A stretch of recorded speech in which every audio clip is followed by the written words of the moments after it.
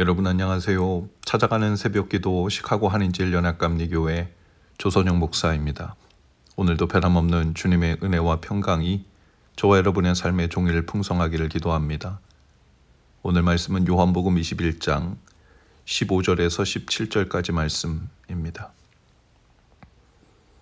그들이 조반 먹은 후에 예수께서 시몬 베드로에게 이르시되 요한의 아들 시몬아 네가 이 사람들보다 나를 더 사랑하느냐 하시니 이르되 주님 그러하나이다. 내가 주님을 사랑하는 줄 주님께서 아시나이다. 이르시되 내 양을 먹이라 하시고 또 두 번째 이르시되 요한의 아들 시몬아 내가 나를 사랑하느냐 하시니 이르되 주님 그러하나이다. 내가 주님을 사랑하는 줄 주님께서 아시나이다.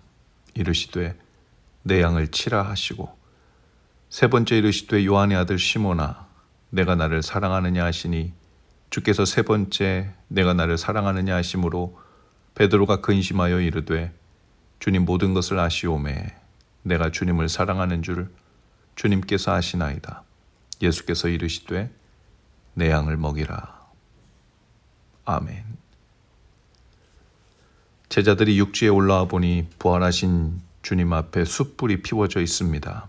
거기에 물고기가 놓여져 있었고 떡도 있었다고 성경이 기록합니다. 숯불이 피워져 있는 모습이 베드로에게는 낯설지 않았을 겁니다. 베드로는 대제사장의 뜰 그 앞에 피워져 있던 그 숯불 앞에서 예수님을 3번 부인했기 때문이죠. 그리고 지금 다시 숯불 앞에서 부활하신 주님과 마주하고 있는 것이죠. 주님은 그를 다른 곳으로 데려가지 않으셨습니다. 도망치게 하지 않으셨죠. 그가 실패했던 바로 그 자리로 다시 서게 하십니다. 회복은 생각하지 않고 잊어버리고 사는 데서 오지 않습니다. 다시 그 앞에 마주하는 데서 오죠. 그런데 주님은 곧바로 질문하지 않으세요. 먼저 떡과 생선을 내어주십니다. 와서 조반을 먹으라. 돌보심이 먼저였습니다. 그리고 식탁이 먼저였습니다. 따뜻한 불 앞에서 따뜻한 음식을 나누신 후에 주님은 조용히 물으십니다. 요한의 아들 시몬아, 내가 나를 사랑하느냐? 예수님께서 반석이란 의미로 직접 지어주셨던 베드로가 아니라 시몬아라고 부르셨습니다. 강한 이름이 아니라 본래 가지고 있었던 연약한 이름을 부르신 것이죠. 너의 가장 솔직한 자리에서 나를 사랑하느냐고 물으신 것입니다. 처음에 주님은 여기 사람들보다 네가 나를 더 사랑하느냐 하면서 비교급으로 물으셨죠. 이 사람들보다 나를 더. 왜냐하면 그것이 베드로가 이전에 주님을 향해 장담하며 고백하던 사랑의 방식이었기 때문이죠. 제가 제일로 사랑합니다. 누구보다 더 사랑합니다. 죽을지라도 같이 가겠습니다. 그래서 주님은 이렇게 물으심으로 아직도 그런 방식으로 그런 마음으로 나를 사랑하냐고 물으신 것이죠. 그리고 베드로가 대답합니다. 주님, 제가 주님을 사랑하는 줄 주님께서 아십니다. 베드로는 더 이상 비교하지 않습니다. 이 사람들보다 더라는 말은 그의 입에서 사라져 버렸죠. 이제 그는 다른 사람들보다 더 사랑한다고 말하지 않습니다. 다만 자기의 자리에서 주님을 사랑한다고 고백하죠. 주님이 이렇게 말씀하세요. 내 어린 양을 먹이라. 내 양을 치라. 내 양을 먹이라. 여기서 주님은 분명히 말씀하십니다. 네 양이 아니라 내 양이다. 네 양이 아니라 내 양이다.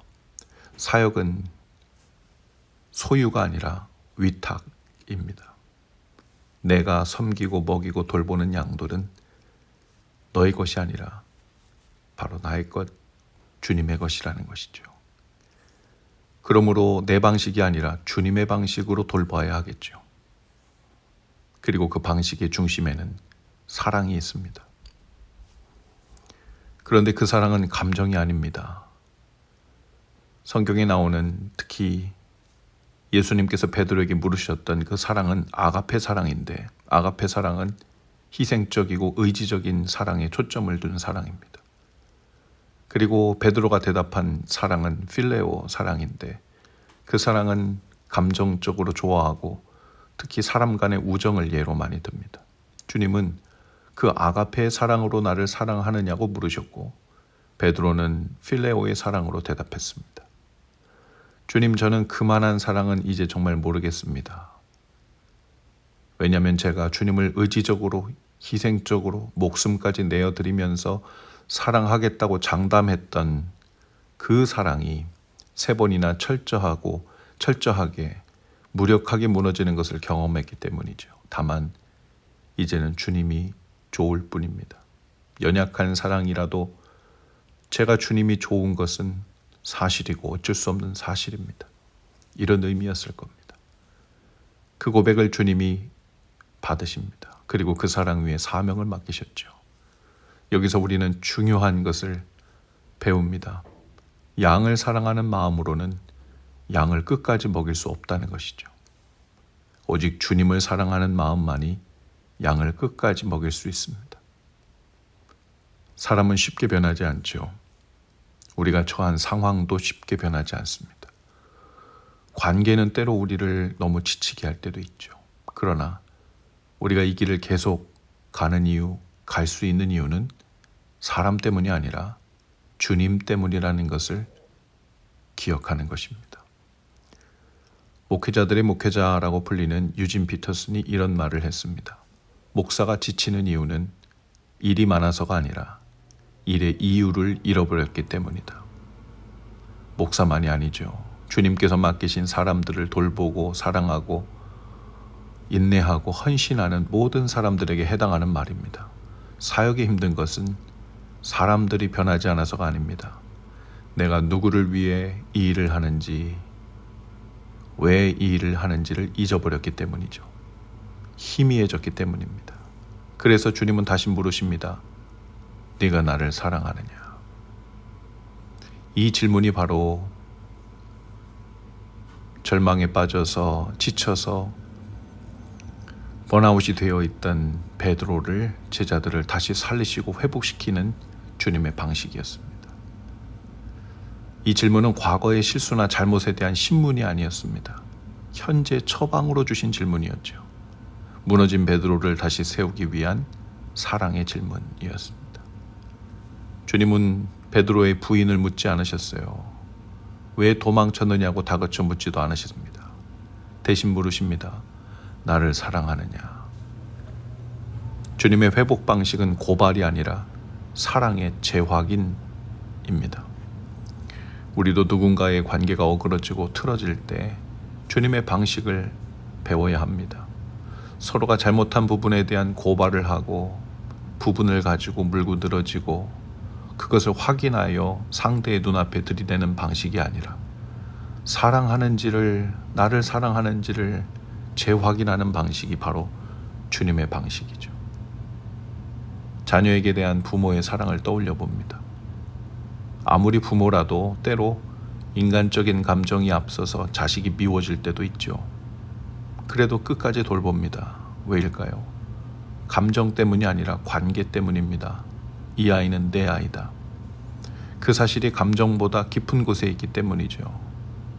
우리도 마찬가지입니다. 이 양은 주님의 양이다. 그리고 나는 그 주님을 사랑한다. 이 두 사실이 우리의 사역을 끝까지 붙들어주는 것입니다. 주님이 맡기신 사람들을 돌보고 사랑하는 일을 하다 보면 억울할 때도 있죠. 참기 어려울 때가 있습니다. 마음이 무너질 때도 있습니다. 그때 기억하시기 바랍니다. 지금 내가 이 자리에 있는 것은 이 사람들이 좋아서가 아니라 이 사람들이 내가 원하는 때에 원하는 만큼 변하고 훌륭해질 것을 기대하기 때문이 아니라 주님이 이 일을 나에게 맡기셨고 나는 그 주님을 사랑하기 때문이다. 숯불 앞에서 주님은 오늘도 저와 여러분을 부르십니다. 나를 사랑하느냐? 이 질문 앞에 베드로처럼 다시 담백하게 그러나 진실하고 겸손하게 고백하며 주님을 의지하는 발걸음을 내딛는 것.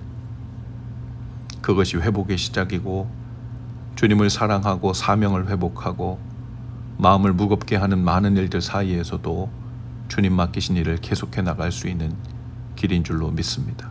오늘도 숯불 앞에서 물으시는 주님 앞에, 그리고 그 질문 앞에 제가 주님을 사랑합니다 라는 고백으로 나가시는 저와 여러분 다 되실 수 있기를 주님의 이름으로 축복합니다. 기도하시겠습니다. 주님, 저희로 주님 사랑하는 마음을 잃지 않게 하옵소서. 그 사랑을 먼저 확인하고 그 사랑이 맡기신 양들, 맡기신 교회, 맡기신 가정을 끝까지 돌보게 하는 이유이고 동기임을 붙들게 하옵소서. 예수님 이름으로 기도합니다. 아멘.